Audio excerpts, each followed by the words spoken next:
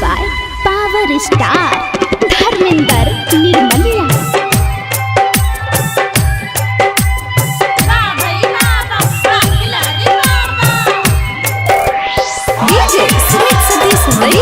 सुमित सतीश रैमा माँ Gayatri recording studio.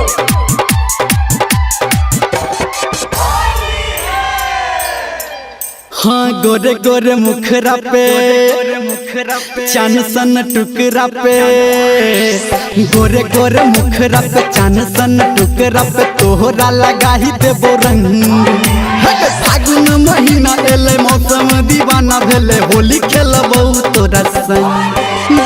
गोरे गोरे मुखरा पे चान सन टुकरा पे तोहरा लगा ही देबो रंग। गोरे गोरे मुखरा पे चान सन टुकरा पे तोहरा लगा ही देबो रंग। हे फागुन महीना एले मौसम दीवाना भेले होली खेलबो तोरा संग। गोरे गोरे मुखरा पे चान सन टुकरा पे,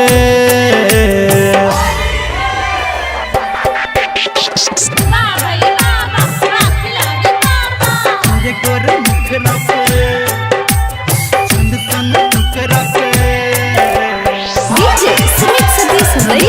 सुमित सतीश रैमा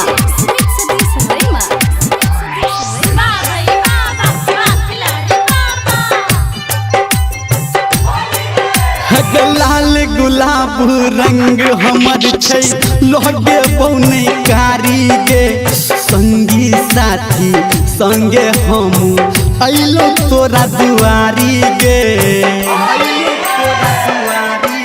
हाँ लाल गुलाब रंग हमर छै लोगे बौने कारी गे। संगी साथी संगे हम अइलो तोरा दुआरी गे।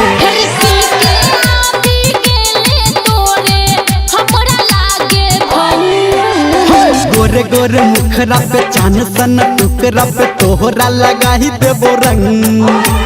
फागुन महीना एले मौसम दीवाना भेले होली खेलबोगे तोरा संग। गोरे गोरे मुखरा पे चांद सन टुकरा पे,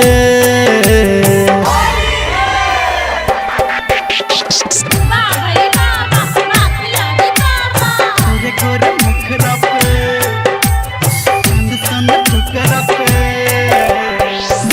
सुमित सतीश रैमा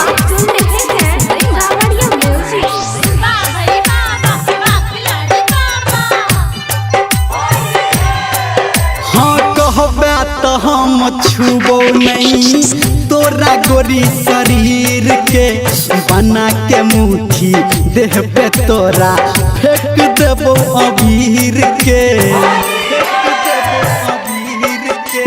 कहबे तो हम छुबो नहीं तोरा गोरी शरीर के। बना के मुट्ठी देह पे तोरा फेंक देबो अबीर के।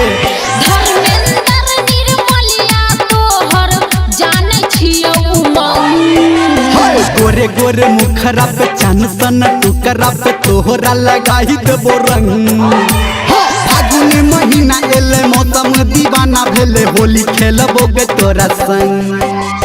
गोरे गोरे मुखरा पे चांद सन टुकरा पे रुक न गे जा।